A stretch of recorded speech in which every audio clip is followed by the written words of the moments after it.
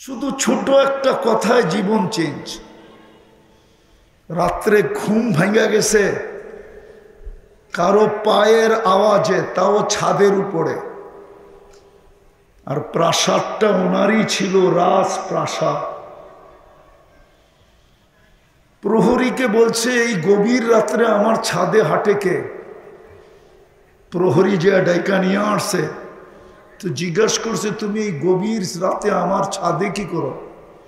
বলছে, উট হারায় গেছে, উট খুঁজতে খুঁজতে ছাদে চলে আসছি। বলছে, পাগল নাকি? উট খুঁজবে মরুভূমিতে, নাইলে জঙ্গলে, তুমি খুঁজতেছো রাজার রাজপ্রাসাদের ছাদে, এইখানে উট পাবে কি করে? তো বলতেছিল, উত্তর দিতেছিল, চাহাপনা, যদি ছাদের উপরে উট না পাওয়া যায় তো রাজপ্রাসাদে বসে আল্লাহ পাওয়া যায় কি করে? এতটুক কথায় জীবন চেঞ্জ। এই জন্য আবারও বলতেছে, যত বেশি মনোযোগী হব আর পরিবেশটা যত নীরব নির্জুম থাকবে, তত বেশি রহমতের ছোঁয়া লাগবে।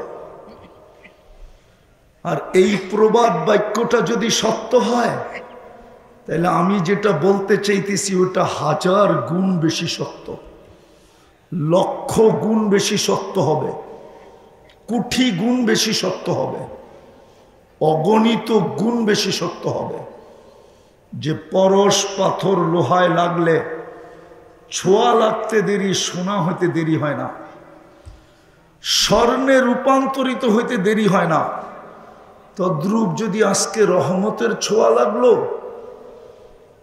তাইলে আগেই বলছি, প্রথমটা যদি সত্য হয় যে পরশ পাথরের ছোঁয়া লাগতেই স্বর্ণে রূপান্তরিত হয়, তাহলে আজকে যদি রহমতের ছোঁয়া লাগে তো আমরাও স্বর্ণে রূপান্তরিত হব।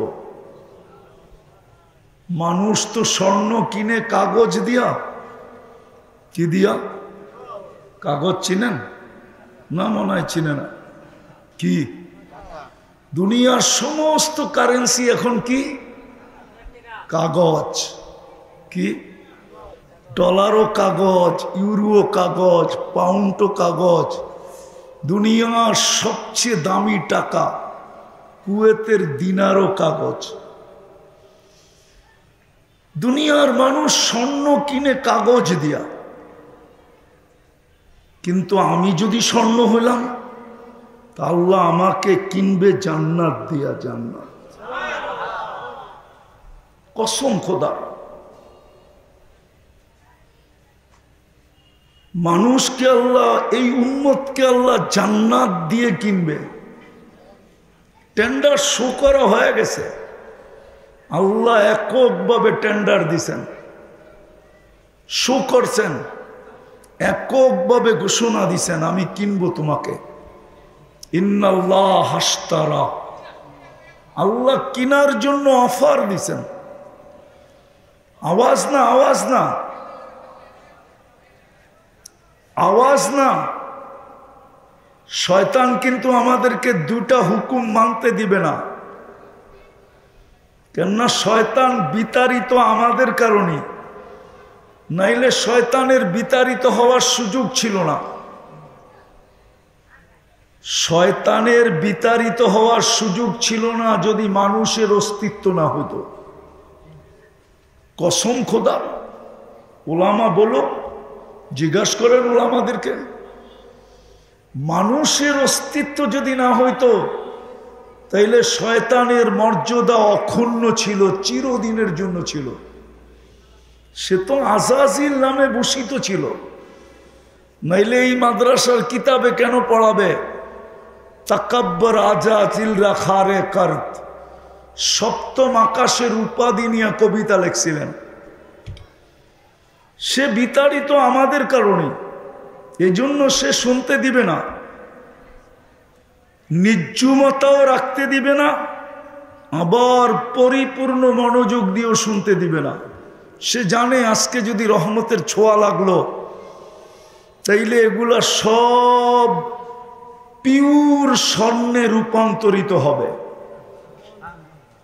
কেননা সর্বশেষ একটা ঘোষণা হবেই হবে, আল্লাহর পক্ষ থেকে ঘোষণা হবে, ইরজিউ মগফুরান লাক, যাও তোমাদের গুনাহ মাফ। গুনাহ মাফ। বুদ্দিলা সাইয়্যাতিকুম হাসানাত, তোমাদের গুনার জায়গাগুলা নেকি দ্বারা পরিবর্ধিত, পরিপূর্ণ। গুনার জায়গাগুলা নেকি দ্বারা পরিপূর্ণ হবে। তো সে মানে কি করে? বিদায় সে বড় চেষ্টা করবে। যুবকদেরকে বলতেছি, সে বড় চেষ্টা করবে হট্টগোলের জন্য, আওয়াজের জন্য আমাদের মনোযোগ বারবার কায়রা নিয়ে দিতে। তো যেটা বুঝাইতেছিলাম, আল্লাহ কিন্তু আমাদেরকে জান্নাত দিয়ে কিনতে চায়। আর জান্নাত তো আমরা চিনি না, কসম খোদা। আমাদের যুবকরা সব চিনে, জান্নাত চিনে না। কেননা গুগলের কাছে তো সবই আছে, জান্নাত তো নাই। গুগলে সার্চ দিলে সব পাওয়া যায়, কিন্তু জান্নাত সার্চ দিয়া দেখো, গুগল বলবে জান্নাত আমার কাছে নাই। জান্নাত তো চিনে না, জান্নাত তো চিনে না। অথচ আল্লাহ কিনতে চাইতেছেন জান্নাত দিয়া। জান্নাতের দুই একটা মজা দেখাই যুবকদেরকে। জান্নাতে তো যা চাবে তা মিলবে। মা তাস্তাহি আনফুসুকুম। এই যুবকদেরও তো সারা দিনে অনেক কিছু মনে চায়, চায় না? চাইলেই কি পাওয়া যায়? ওরা তো সারা দিন নেটের ভিতরে থাকে। ওদের খাওয়া না হইলেও চলে, কিন্তু ইন্টারনেট থাকতে হবে। একবেলা না খাইলে চলবে। বাঙ্গা তো বলতে পারি না, লাউড মিডিয়া আছে। মিডিয়া আছে, এই জন্য সব কথা বলতে পারি না। যুবকদের তো কিছু সারা দিনে না হইলেও চলবে, কিন্তু নেট থাকা চাই, ঠিক না? মা বাবা না থাকলেও চলবে, কিন্তু নেট থাকা চাই। ওরা তো রাগ হয়ে যাবে, আমার সমাজ মাদকে আর কতটুকু আসক্ত হয়েছে। যদিও মাদকের বিরুদ্ধে যুদ্ধ ঘোষণা করছে সরকারিভাবে, কিন্তু আমার যুবক যুবতীরা তো সবচেয়ে বেশি নেটে আসক্ত। ওরা বুড়া বুড়া মা বাবাকে ঘর থেকে ধাক্কা বের করতে রাজি, কিন্তু নেটের সংযোগ কাটতে রাজি না। ওয়াইফাই ঘর থেকে বাহির করতে রাজি না। মা বাবা বাইরে যাক, তাতে কিছু আসে যায় না।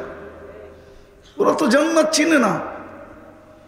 জান্নাতের প্রথম প্রতিশ্রুতি তো হইল মা তাস্তাহি আনফুসুকুম, যা চাবে তা মিলবে। আমি লম্বও করব না।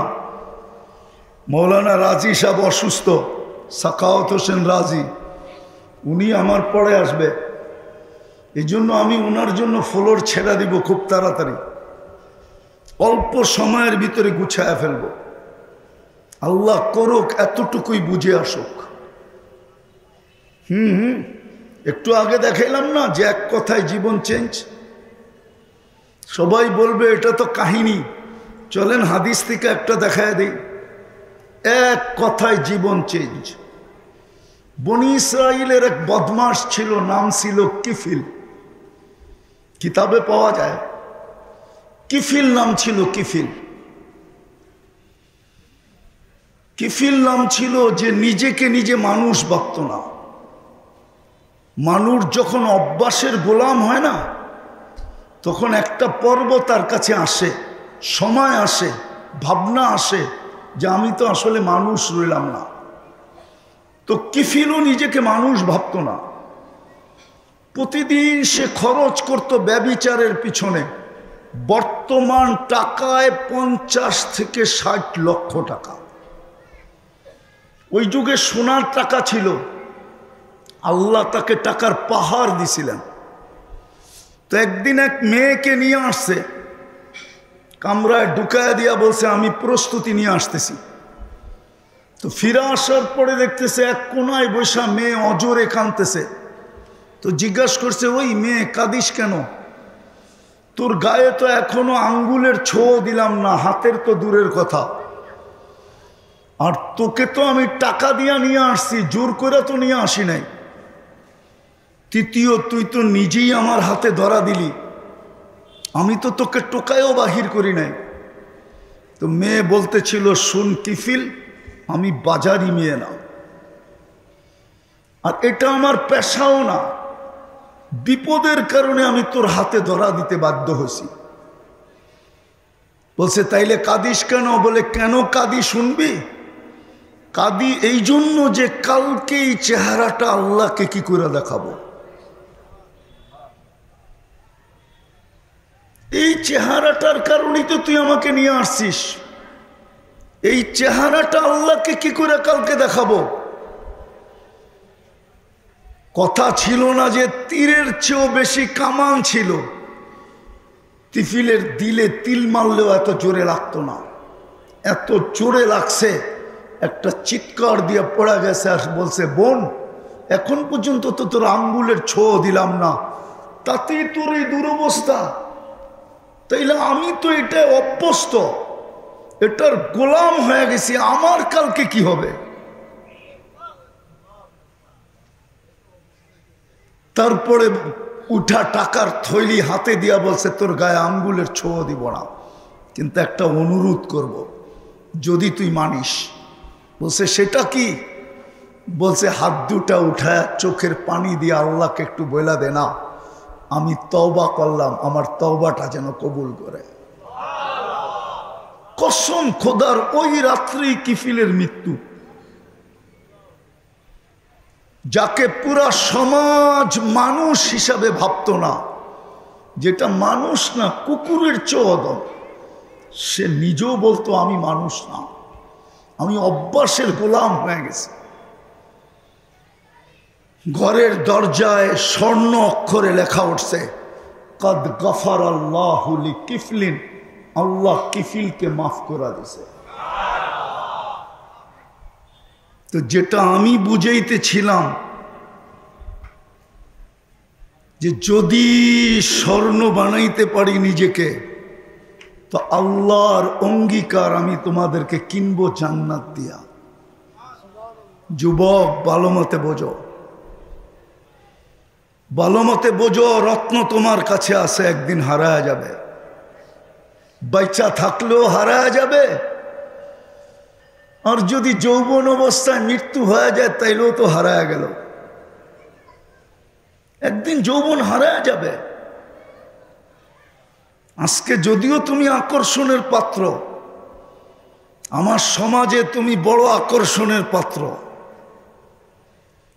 আমার সমাজে কেন, দুনিয়ায় তুমি আকর্ষণের পাত্র, কিন্তু অচিরেই সময় আসবে তুমি আকর্ষণের পাত্র থাকবে না। কেউ তোমাকে ফুল দিবেও না, কেউ তোমার থেকে ফুল নিবেও না, বরং তাকাইলে গালিও দিবে। গালি, কাঁচা বাংলা ভাষায় গালি দিবে। বুড়া তো হইল, বানর বুড়া তো হইল, কিন্তু অভ্যাস গেল না, বরং খাটাস বইলা গালি দিবে। খাটাস, বুড়া খাটাস, এখনো তাকায়। বেশি দিন থাকবে না তোমার যৌবন, বেঁচে থাকলেও থাকবে না, আর মরে গেলে তো শেষ। কবির কথাই সত্য হবে, মিলে খাক মে আহলে শাহ कैसे कैसे, জমি খা গই নওজোয়ান कैसे कैसे।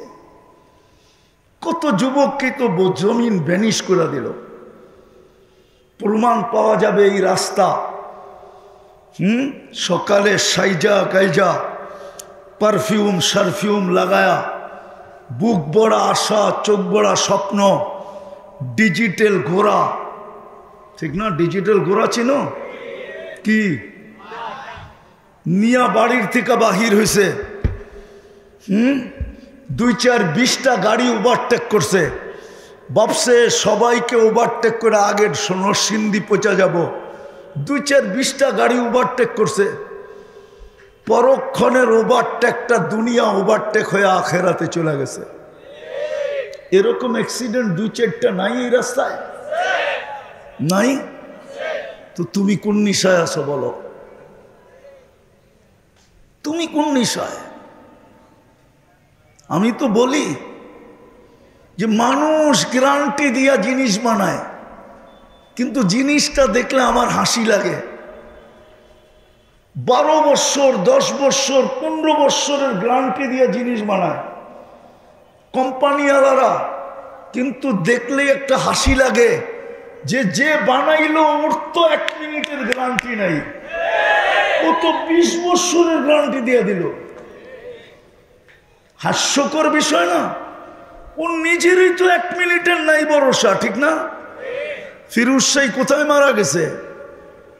যে লেখছিল 1 মিনিটের নাই ভরসা, খুব মাতাল করছিল বাংলাদেশকে। যেই যুবক দেখো ওর মুখেই 1 মিনিটের নাই ভরসা। গাজীপুরের স্টেজেই তো এই গান গাইতে যেয়ে মারা গেছে।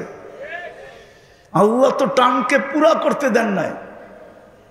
আমি তো বলি যদি জানতো মানুষ দুনিয়াটা উন্নত হয়েছে, আমি মানি টেকনোলজি বড় ঊর্ধ্বে, এটাও মানি।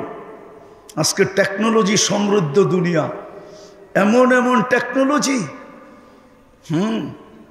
টেকনোলজি আমরা যা দেখতেছি এটা 20% বা 30% আমরা দেখতেছি, 70% লুকানো আছে, সাধারণ মানুষ জানে না।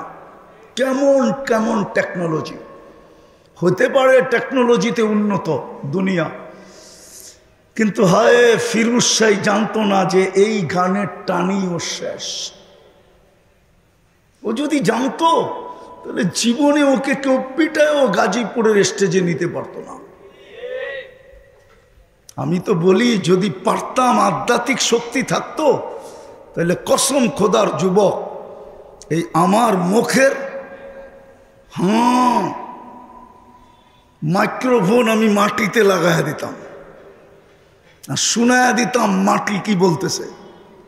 মাটি কিন্তু ডেলি বলে তামসি আলা দাহারি মাসিরু কাফি বাতলি, তুমি আমার পিঠে দাবড়ায় বেড়াইতেছ। দাবড়ানো বোঝেন? ছুটা বেড়াইতেছ, দৌড়ায় বেড়াইতেছ, ফাটায় বেড়াইতেছ, অহংকার নিয়ে বেড়াইতেছ। অতি সত্বর তুমি আমার পেটে আসবে, চলে যাবে যুবক। সত্য এটাই। তোমাদের বিবেক ওয়াশ করতে চাইতেছি আমি। তোমরা ফোন দিতে দেরি, বন্ধু বান্ধব ছুটা আসতে দেরি করে না, ঠিক না? আগেরটা বললাম না, ঠিক না?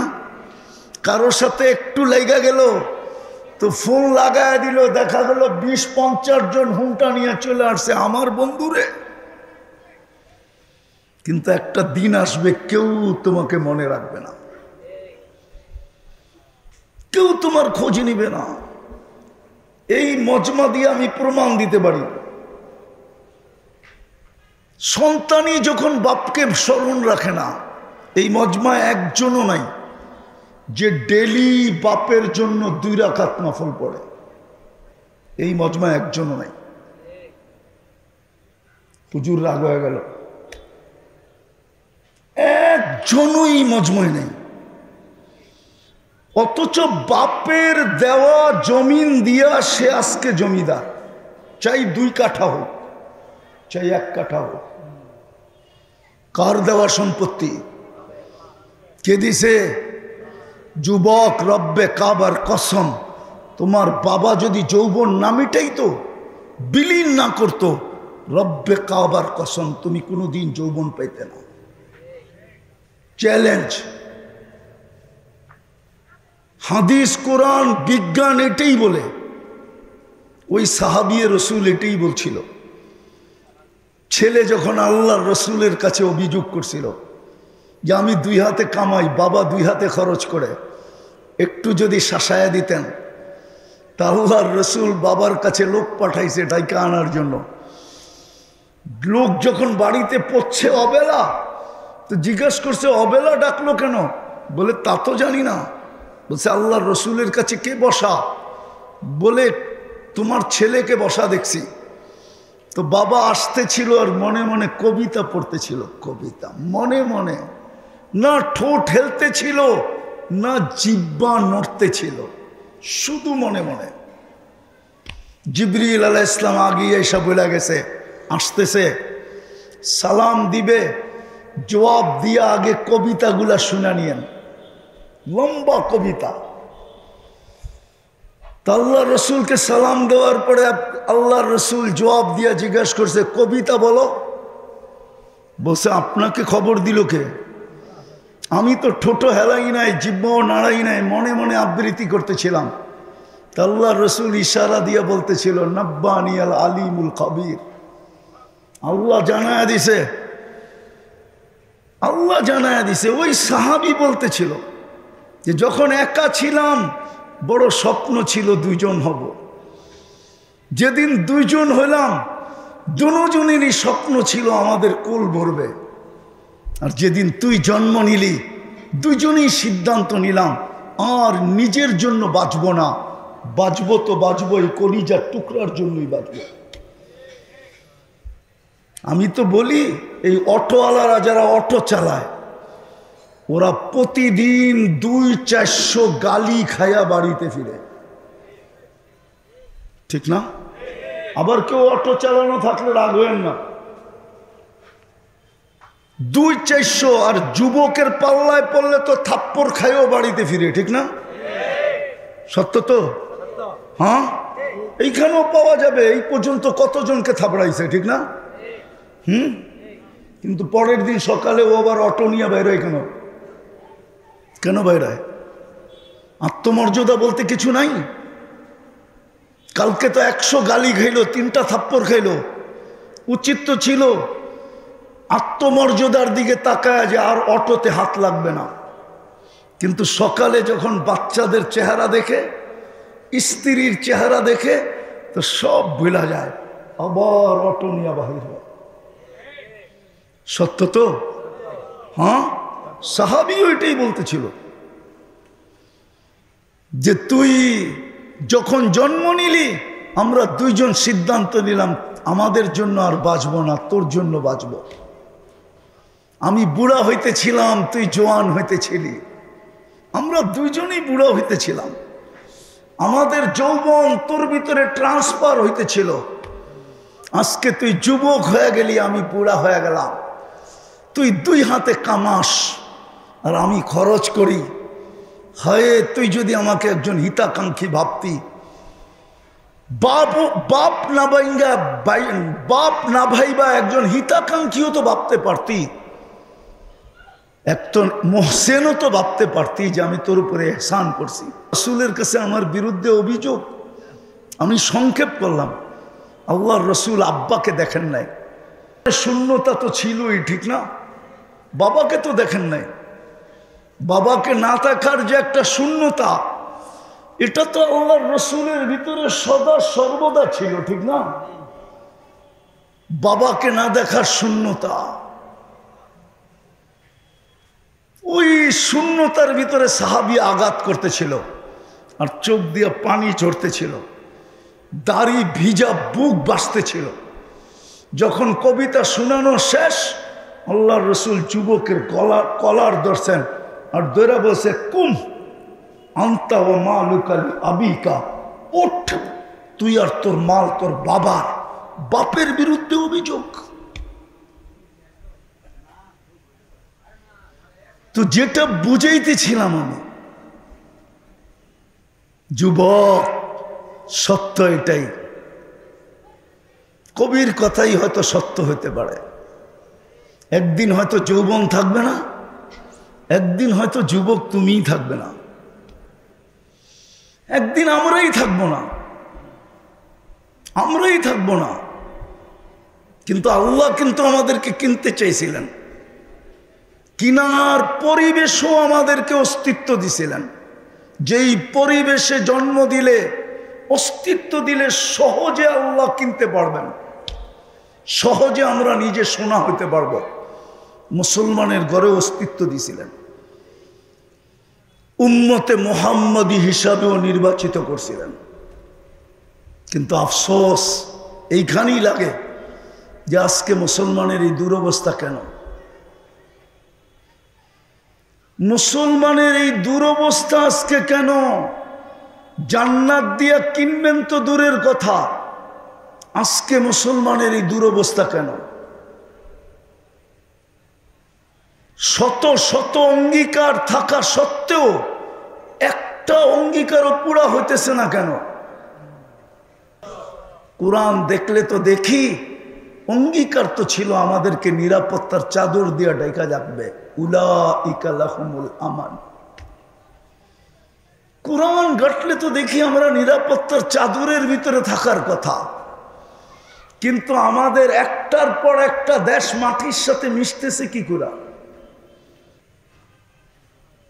মাঝে মাঝে একা একা ভাবি, যখন সিলেটের উদ্দেশ্যে প্লেনে যাওয়া হয় তো প্লেনে উঠার পরে যখন প্লেন রানওয়ের দিকে যায় তখন বলতে থাকে আমরা একটু পরেই শাহজালাল রহমতুল্লাহ আলাইহির পবিত্র ভূমির দিকে রওনা করব। শাহজালাল রহমতুল্লাহ আলাই থাকার কারণে যদি ওই ভূমি পবিত্র হতে পারে, ইব্রাহিম আলাইহিস সালাম ঘুমায় আছে, ওটা কেমন পবিত্র ভাবেন? ওইখানে তো মুসা আলাইহিস সালাম ঘুমানো আছে। আমি 15 বছর আগে চোখে দেখা বলতেছি, চোখে দেখা। কিতাব তো আছে বড় বড় আলেমদের কাছে, ওনাদের কাছে। আমার কাছে কিতাবই এলেম কম, আমার কাছে যা আছে চোখে দেখা।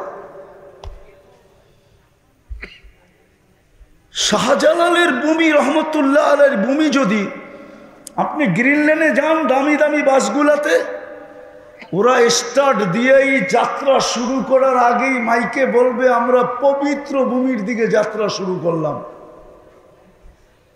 12 আউলিয়ার ভূমির দিকে শুরু করলাম। যদি ওই ভূমি ওনার কারণে পবিত্র হতে পারে, তাহলে যেখানে ইব্রাহিম আলাইহিস সালাম ঘুমায় আছে একটু ভাবেন না?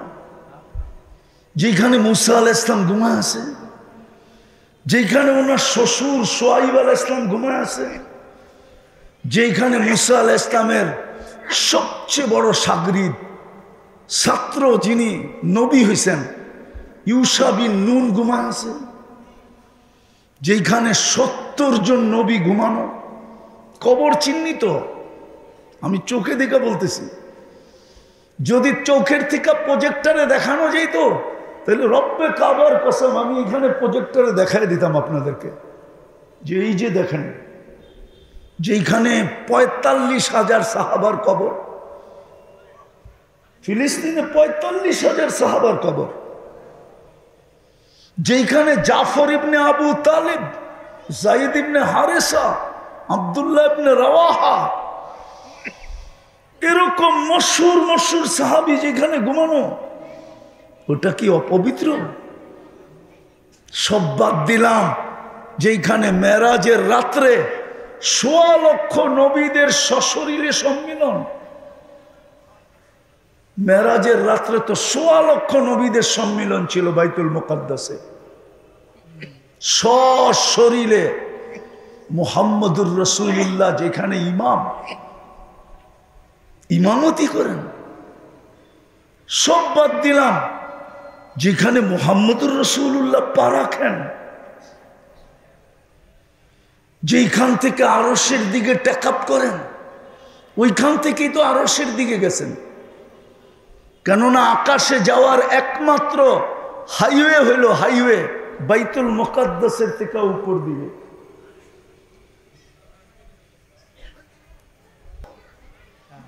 আরো আশ্চর্য বিষয়, দুনিয়ার সবচেয়ে বেশি আবাবিল ওইখানে বসবাস করে। মতো আবাবিল দুনিয়ার কোনো দেশে নাই, কিন্তু আল্লাহ তো হুকুম দেন না, একটা রুটির টুকরার জন্য মরতেছে। কেন? সংখ্যায় কম, 250 কোটি আমরা, দেশ কম 60টা, অর্থ ছোট, দুনিয়ার সবচেয়ে বড় টাকা 4 দেশের কাছে। Kuwait, Bahrain, Oman, Brunei. দুনিয়ার যত টাকা আছে সমস্ত টাকার থেকে বড়। Dollar, euro, pound, Canadian dollar, Australian dollar, সিঙ্গাপুরি ডলার, জাপানি টাকা সবার চেয়ে বড়। এক গুণ না, কয়েক গুণ বড়। এক দিনার কুয়েতি দিলে $5 পাওয়া যায়, আমেরিকান $5। 5 গুণ বড়। দুরবস্থা কেন? অথচ অঙ্গীকার তো জান্নাত দিয়ে কিনবে, যেখানে চা চাবে তা মিলবে। চোখে যেটা লাগবে ওটাই তোমার। আজকে চোখে লাগে কিন্তু বেশি তাকাইলে জুতা দেখায়, ঠিক না? জান্নাতে যেটা চোখে লাগবে ওটা তোমার। তৃতীয় আরেকটাও আছে, বানায় লুকায় রাখছে, মাঝে মাঝে তোমাকে দিয়া দেখায়া অবাক করে দিবে। সমস্ত নেয়ামতকে কোটি গুণ বাড়ায়া দিবে 4 ঘোষণায়। আনতাহইয়া ফালা তামুতু আবাদা, চিরদিন জান্নাতে থাকবে, মৌত কোনোদিন হবে না। আনতাশিব্বু ফালা তাহরামু আবাদা, চিরদিন যুবক থাকবে, বৃদ্ধ কোনোদিন হবে না।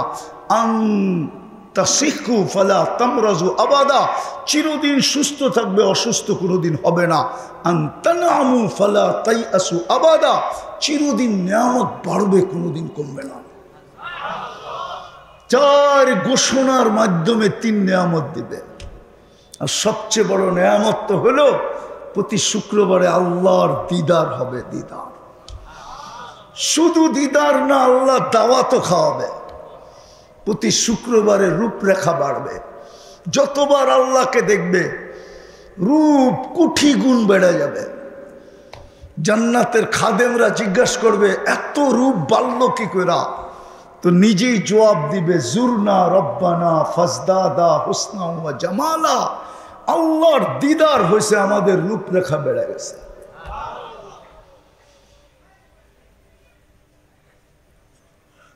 ওই দুরবস্থা কেন? যদি আল্লাহর হুকুম মানতাম, হায় হায় হায়, হুকুম তো ছিল আমার, হুকুম মানো, আমি তোমাদের, তোমরা আমার। কোরআনে শত অঙ্গীকার আমাদের সাথে আছে, হাজারো অঙ্গীকার আমাদের সাথে ছিল, আর থাকবে না কেন?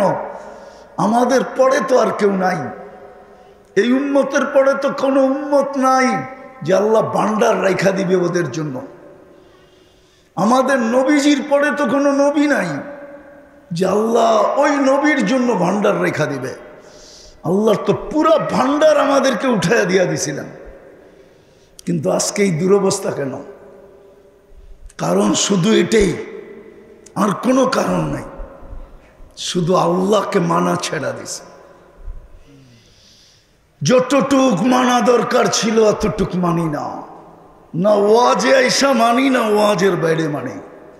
আমি তো বলি আমি সব জায়গায় চলে আসছি। যদিও একটা প্রশ্ন কেউ করলে করতে পারে যে আল্লাহকে যে মানবো, আল্লাহকে তো চোখেই দেখি না। এক সাহাবী তো দোয়া বলছিলেন, দোয়া করছিলেন, দোয়ার ভিতরে এই কথাগুলা ছিল, লা তারা কাল উয়ুন, ও মালিক তোকে চোখে দেখা যায় না, ওয়ালা তুখালিতুকা যুনুন, তোকে দেনদারণায় আনা যায় না, ওয়ালা ইয়াসিফুকাল ওয়াসিফুন, তোকে বর্ণনা দিয়ে শেষ করা যায় না। তোকে আমি মানবো তো মানবো কি করে? সত্য তো এটাই, বর্ণনা দিয়ে তো শেষ করা যায় না। দেখি তো আমার সমাজে মাঝে মাঝেই তো দেখি সামান্য পদস্থ মানুষ পদ পাবে পাবে ভাব, ওর দাপটে এলাকায় থাকা যায় না, স্টেজে বসা যায় না। না না, রাগ হয়ে গেছে সভাপতি সাহেব, ঠিক না? সামান্য পদস্থ মানুষ। মাঝে মাঝে অনেক যুবককেও দেখি চাওয়ার ভঙ্গিতে দুনিয়া ঘুরি, তো চাওয়ার ভঙ্গিতে অনেক কিছু বোঝা যায় যে ওর চাওয়ার ভঙ্গিটা ভালো ছিল না। ও ভাবছে গাড়ি দিয়ে গেলে কি হইল, আমাকে চিনল না, আমি যে এই এলাকার অমুক, হুজুরে মনে হয় পোস্টারও দেখে না আমার ছবিটা, মনে হয় বুঝাইতে পারি না তোমাদেরকে।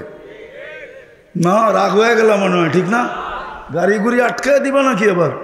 তাহলে আগেই 999-এ ফোন করে রাখি।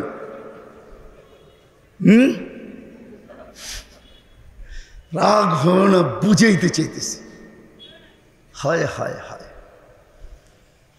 আল্লাহকে তো বর্ণনা দিয়ে শেষ করা যায় না। আল্লাহ তো শুধু আল্লাহ না, আল্লাহ তো শুধু আল্লাহ না, আল্লাহ তো রহমান, আল্লাহ তো রহিম, আল্লাহ তো মালিক, আল্লাহ তো কুদ্দুস, আল্লাহ তো সালাম, আল্লাহ তো মুমিন, আল্লাহ তো মুহাইমিন, আল্লাহ তো আজিজ, আল্লাহ তো জব্বার, আল্লাহ তো মুতাকাব্বিরুল খালিকুল বারিউল মুসাব্বিরুল গফফারুল কহ্হারুল ওয়াহাবুর রাজ্জাকুল ফাত্তাহুল আলিমুল কাবিদুল বাসিতুল খাফিদুর রাফিউল মুইজ্জুল মুদিল্লুস সামিউল বাসীরুল হাকামুল আদলুল লতীফুল খবীরুল হালিমুল আযীমুল গফুরুশ শাকুরুল আলিয়ুল কবীরুল হাফিজুল মুকিতুল হাসিবুল জলিলুল করিমুর রকিবুল মুজিবুল ওয়াসি আল হাকিমুল ওয়াদুদুল মজিদুল বাঈতুশ শহীদুল হকুল ওয়াকিলুল কবিয়ুল মতিনুল ওয়ালিয়ুল হামিদুল الموصي المبدي المعيد المحيي المميت الحي القيوم الواجد الماجد الواحد الأحد الصمد القادر المقتدر المقدم المؤخر الأول والآخر الظاهر والباطن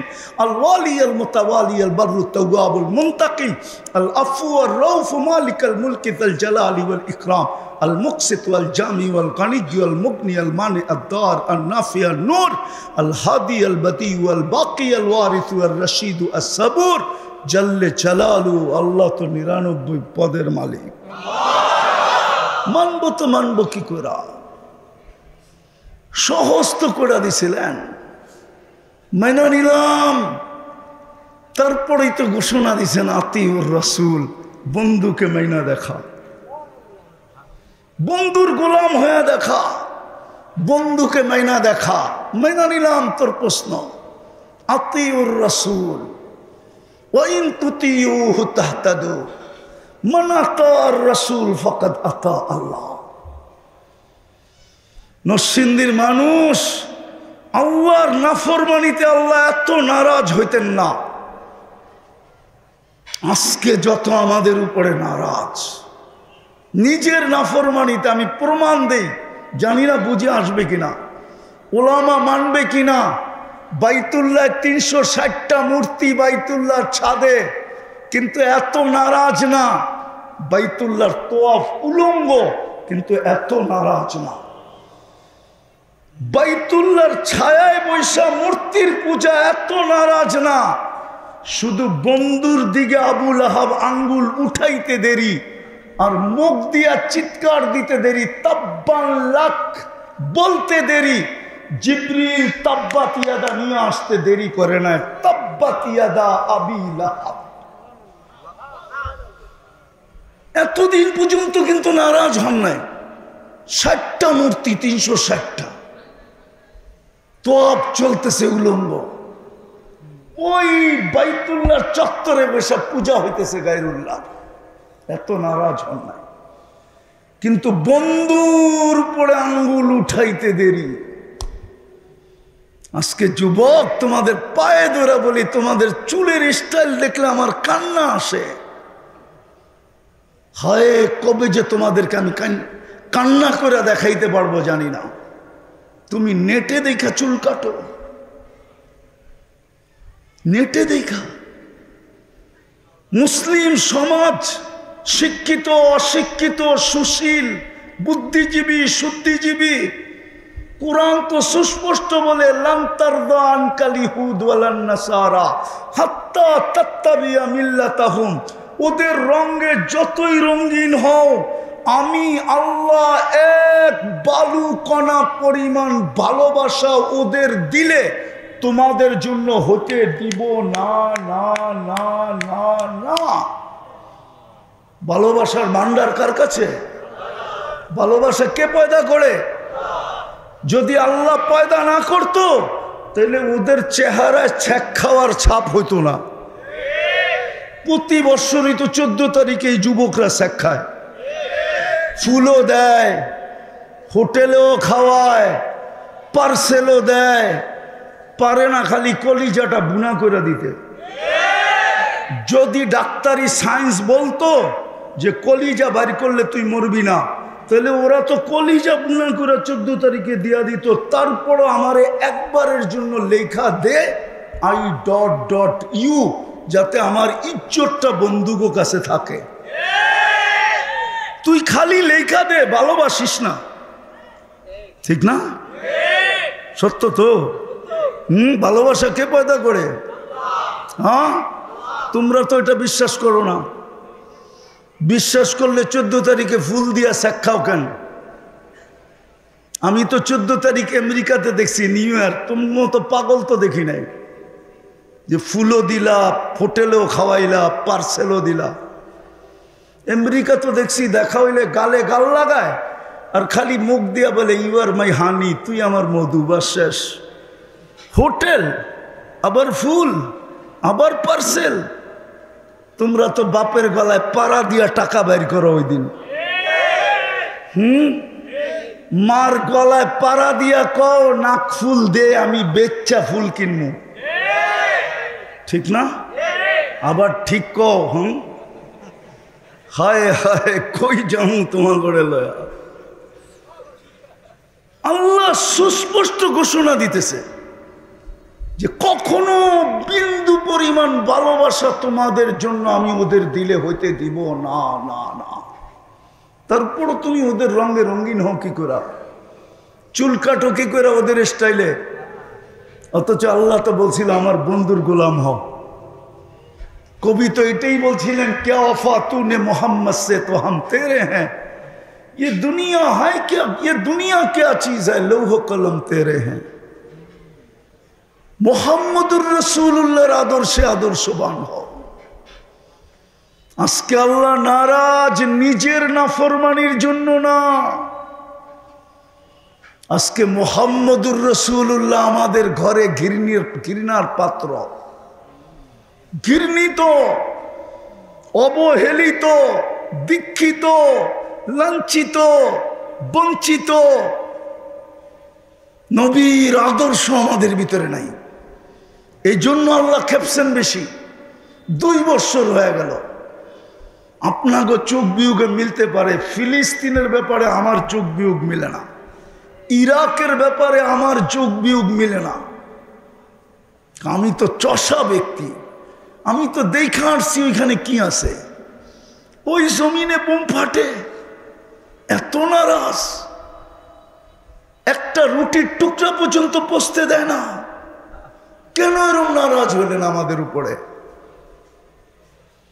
মুসলমান আজকে কুকুরের চেয়ে নিকৃষ্ট, অথচ 70% দুনিয়ার সম্পদ মুসলমানের পায়ের নিচে। ইচ্ছা করলে মুসলিম শাসকরা একদিনে এক ঘন্টায় সারা দুনিয়াকে লকডাউন না, শাটডাউন না, যত ডাউন আছে সমস্ত ডাউন করতে পারে 1 ঘন্টায়। কেননা মুসলমানের চেয়ে বেশি দুনিয়াতে পোশাক আশাক কেউ ব্যবহার করে না, মুসলমানের চেয়ে বেশি কেউ খায় না, মুসলমানের চেয়ে কেউ বেশি প্রসাধনী ব্যবহার করে না, মুসলমানের চেয়ে বেশি কেউ আসবাবপত্র ব্যবহার করে না, মুসলমানের চেয়ে দামি জিনিস কেউ ব্যবহার করে না, মুসলমানের চেয়ে বেশি ব্র্যান্ড কেউ ব্যবহার করে না। যুবকদেরকে বলতেছি, নেটে দেখো, তোমরা বাপের হোটেলে থাইকা যা খরচ করো, আমেরিকার কোনো যুবক এটা স্বপ্নেও ভাবতে পারে না যে ও এত টাকা খরচ করবে। যদি খরচই করতে পারতো তাহলে বারাক ওবামার মেয়ে কেন কফি হাউজে চাকরি করলো? নেটে সার্চ দাও, আছে না নাই? হ্যাঁ, কখন কফি হাউসে চাকরি করছে? যখন ওর বাবা প্রেসিডেন্ট রানিং, ও চুপে যে কফি হাউসে চাকরি করতেছে। আমার চোখে দেখা আছে, এই 2 চোখে। আমি জাপানে দেখছি, আমি জাপানে 2 বার গেছি। যেই লেদার ফ্যাক্টরিতে 350 ওয়ার্কার, সারা দুনিয়ায় ওর চামড়ার জিনিস যায়, আমি ওই লেদার ফ্যাক্টরিতে তার স্ত্রীকে সকালে কাজ করতে দেখছি, কি কাজ জানো? পুরা ফ্যাক্টরি ওয়াশ করার সুপারভাইজার হলো ওই ফ্যাক্টরির মালিকের বউ। আমি জিজ্ঞেস করছি কেন? বলছে ও যে মদ খাবে পয়সা দিবে কে? ও যে জুয়া খেলবে কে পয়সা দিবে? ও যে আলাদা পার্লারে যাবে কে পয়সা দিবে? কে দিবে? ওর বাড়তি ফ্যাশনের পয়সাটা তো স্বামী দিবে না। হোটেলে বসলে তো স্বামীর বিল স্বামী দিতে হয়, স্ত্রীর বিল স্ত্রী দিতে হয়। যাও তুমি নেটে সার্চ দিয়া দেখো, ইংল্যান্ড দেখো, ইউরোপ দেখো, কানাডা দেখো, আমেরিকা। তোমরা কি মিডিয়া দিয়ে আমাকে বুঝাবা? আমার কামই তো হলো সারা বছর চষা ঘুরা বেড়ানো, এটাই তো আমার নেশা। সত্য এটা। আজকে নবীর আদর্শ ছেড়ে দিছি। একটাই যদি ধরে রাখতাম, একটা, শুধু একটা, 5 বেলা আল্লাহ ডাকে, 90% মুসলমান নামাজ পড়ে না, 90% যুবক নামাজ পড়ে না। সত্য তো? সারাদিন কাটটা বুক করো, বলো নরসিংদীর যুবক, যদি পানির দামে অক্সিজেন কিনতে হতো 30 টাকা লিটার, ডেলি তোমার বাবাকে 16,500 টাকা বিল দিতে হতো তোমার জন্য, নিজেরটাও দিতে হতো 16,500 টাকা, স্ত্রীরটাও দিতে হতো 16,500 টাকা। 5 জন যদি ঘরের সদস্য থাকতো তাহলে ডেলি 80,000 টাকা বিল দিতে হতো। আমরা ডেলি 550 লিটার অক্সিজেন নেই। বিলকে দেয় ওই আল্লাহই তো তোমাকে ডাকে ডেলি 5 বেলা। জান্নাতের চাবি দিতেই তো ডাকে। কে ডাকে? আরে জোরে বলেন, কে ডাকে? শুধু আল্লাহ। 99 পদের মালিক আল্লাহ ডাকে। হায়াত মৌত যার কুদরতি হাতে উনি ডাকে। 24 ঘন্টা যিনি সার্ভিস দেয় উনি ডাকে। 24 ঘন্টা যিনি সার্ভিস দেয়। বাংলাদেশের বোঝা অনেক সহজ ছিল। যমুনা কোম্পানির মালিক 2020-এ স্বাভাবিক শ্বাসের দাম আমাদেরকে বলে দিয়েছিলেন। উনি যখন করোনায় আক্রান্ত, চায়নার ডাক্তারের টিমকে বলছিল আমি সুস্থতা চাই না, আমাকে স্বাভাবিক শ্বাস নিতে দাও, আমি এন্টার যমুনা কোম্পানি তোমাদেরকে লেখা দিব। ও যুবক, তুই যে সারাদিন শ্বাস নিতেছিস, কয় টাকা বিল? ওই আল্লাহই তো ডাকে। আসেন, ইউটার্ন নেই। নাইলে যেইভাবে উইকেট পড়া শুরু হয়েছে, না জানি মুসলমানদের কি অবস্থা হয়। আর আল্লাহ আহ্বান করতেছে লিউযীকাহুম বাদাল্লাযী আমিলু লাআল্লাহুম ইয়ারজিউন। আসেন, এই মাদ্রাসার ময়দান থেকে বসা প্রথমে আল্লাহর কাছে তওবা করি। রাজি? পাক্কা? কে কে তওবা বলেন? আল্লাহ অতীত থেকে তওবা করলাম। বলেন বলেন বলেন। নামান আজকের থেকে অঙ্গীকার করো। যুবক, তুমি সারাদিন যা করো আমার কোনো আপত্তি নেই, কেননা আমাকে আল্লাহ চকিদার বানায় পাঠায় নাই। বন্ধুকেই যখন বলছেন লাস্তা আলাইহিম বিমুসাইতির, তা আমাকে তো বলেনি নাই। কিন্তু তোমার পায়ে হাত দিয়া বলবো, আজকের থেকে চলো অঙ্গীকার করি, যা খুশি সারাদিন করো, সারা রাত করো, আমার আপত্তি নাই। কিন্তু তোমার পায়ে হাত দিয়া বলি, নামাজ ছাড়ো না। পারবা অঙ্গীকার করতে যে আজকের থেকে নামাজ ছাড়বো না?